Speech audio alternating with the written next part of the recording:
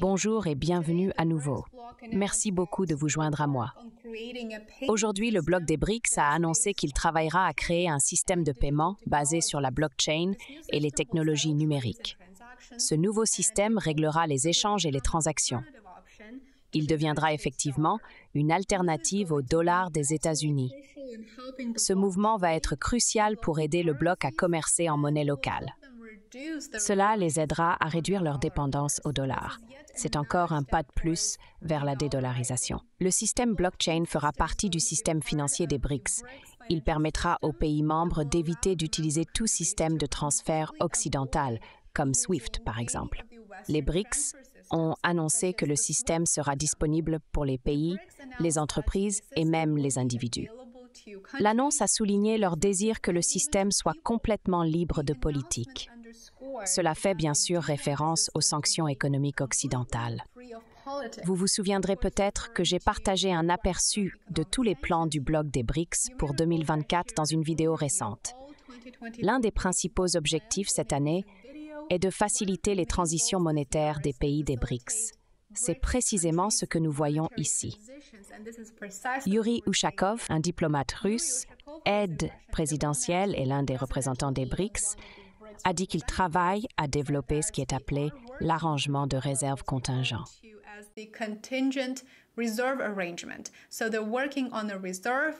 Ils travaillent sur une réserve qui, en théorie, soutiendra la monnaie.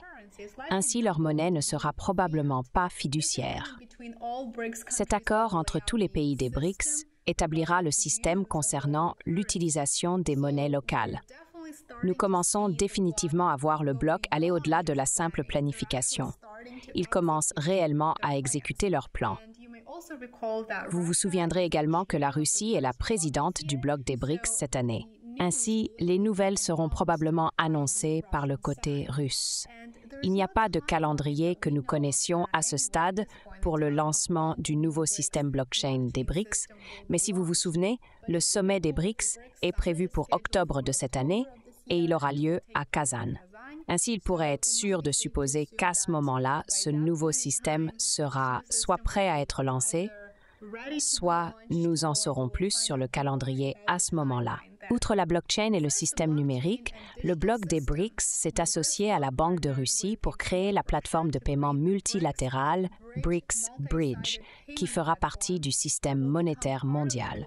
C'est encore une autre étape pour impacter la manière dont le système financier mondial fonctionne. Dans un post sur X, Yuri Ushakov a abordé les affirmations, faites principalement par les médias grand public occidentaux, que le bloc des BRICS attaque le dollar des États-Unis en créant un système alternatif qui les libérera des sanctions occidentales.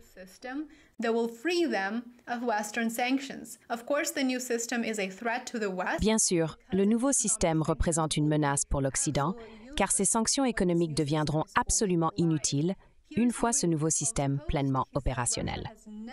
Voici ce que Yuri Ushakov a dit. Il a mentionné que la Russie n'a jamais positionné les BRICS comme s'opposant à d'autres plateformes internationales. Selon lui, les BRICS ne concurrencent ni ne défient personne. Il ne s'agit pas d'être anti-occidental. Naturellement, tout ce qui n'est pas en faveur de l'Occident est souvent perçu comme étant contre lui, suivant cette logique simpliste. Cependant, les nouveaux systèmes développés par le bloc sont destinés à soutenir leurs économies. L'Occident a l'option de lever les sanctions pour rendre le dollar plus attractif à nouveau. Mais bien sûr, personne ne semble prêt à franchir cette étape, n'est-ce pas? Une autre déclaration d'Ushakov, que beaucoup d'entre vous trouveraient intéressante, concerne l'attrait et le succès des BRICS. Il affirme que c'est dû à l'absence d'un agenda conflictuel ou caché. Cela unit les pays ayant des vues similaires. Selon lui, les pays des BRICS représentent les intérêts de la majorité mondiale. Une priorité absolue pour eux est la dédollarisation. Le passage loin du dollar et ses implications ont été des sujets de discussion dans une interview que Tucker Carlson a eue avec le président russe Vladimir Poutine. Voici un bref extrait de l'interview qui touche à la dédollarisation et à la vision globale du processus. Regardez.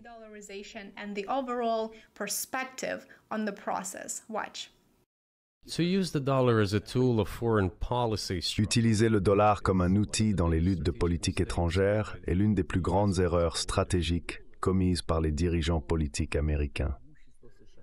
Le dollar est la pierre angulaire de la puissance des États-Unis. Il est largement compris que peu importe le nombre de dollars imprimés, ils se répandent rapidement dans le monde entier. L'inflation aux États-Unis est minime, autour de 3 ou 3,4%, ce qui est considéré comme totalement acceptable pour les États-Unis. Cependant, l'impression de monnaie continue. Que signifie une dette de 33 billions de dollars? Cela pointe vers le problème de la création monétaire.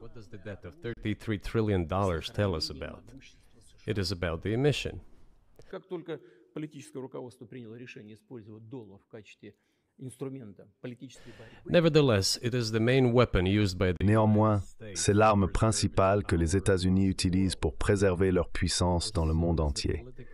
Lorsque les dirigeants politiques ont décidé d'utiliser le dollar américain comme un outil de lutte politique, ils ont affaibli cette puissance américaine. Je n'aimerais pas utiliser un langage fort, mais c'est une erreur stupide et grave.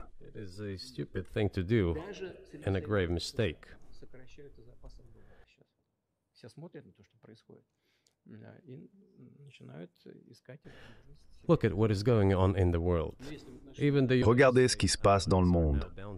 Même les alliés des États-Unis réduisent maintenant leurs réserves en dollars. En voyant cela, tout le monde commence à chercher des moyens de se protéger. Mais le fait que les États-Unis appliquent des mesures restrictives à certains pays, comme imposer des restrictions sur les transactions et geler des actifs, suscite une grande inquiétude et envoie un signal au monde entier. Qu'avions-nous ici? Jusqu'en 2022, environ 80% des transactions commerciales étrangères de la Russie étaient effectuées en dollars américains et en euros. Les dollars américains représentaient environ 50% de nos transactions avec des tiers pays, alors qu'actuellement, cela est tombé à 13%. Ce n'était pas nous qui avons interdit l'utilisation du dollar américain. Nous n'avions aucune intention de le faire. C'était la décision des États-Unis de restreindre nos transactions en dollars américains. Je pense que c'est une complète absurdité du point de vue des intérêts même des États-Unis et de ses contribuables, car cela nuit à l'économie américaine et sape le pouvoir des États-Unis à travers le monde. D'ailleurs, nos transactions en yuan représentaient environ 3%. Aujourd'hui, 34% de nos transactions sont effectuées en roubles et un peu plus de 34% en yuan. Today, 34% of our transactions are made in rubles and about as much, a little over 34% in yuan. Why did the United States do this? Pourquoi les États-Unis ont-ils fait cela? Mon seul soupçon est l'autosuffisance. Ils ont probablement pensé que cela entraînerait un effondrement total, mais rien ne s'est effondré. De plus, d'autres pays, y compris les producteurs de pétrole, envisagent et acceptent déjà les paiements pour le pétrole en yuan. Vous rendez-vous compte de ce qui se passe? Quelqu'un aux États-Unis s'en rend-il compte? Que faites-vous? Vous vous isolez. Tous les experts disent ça. Demandez à toute personne intelligente et réfléchie aux États-Unis ce que le dollar signifie pour les États-Unis. Vous êtes en train de le tuer de vos propres mains. Il est absolument clair que le nouveau système de blockchain sera un véritable changement de jeu. Cela permettra au bloc des BRICS d'être perçu comme un concurrent très sérieux sur les marchés financiers. Je vous tiendrai informé lorsque plus d'informations seront officiellement publiées. Merci de regarder. Veuillez montrer votre soutien, cela compte vraiment beaucoup. Mettez un pouce vers le haut à cette vidéo, envisagez de la partager et abonnez-vous sur Rumble et YouTube. J'aimerais beaucoup vous retrouver pour ma prochaine vidéo demain. Passez une excellente fin de journée. Prenez soin de vous. Have a great rest of your day. Take care.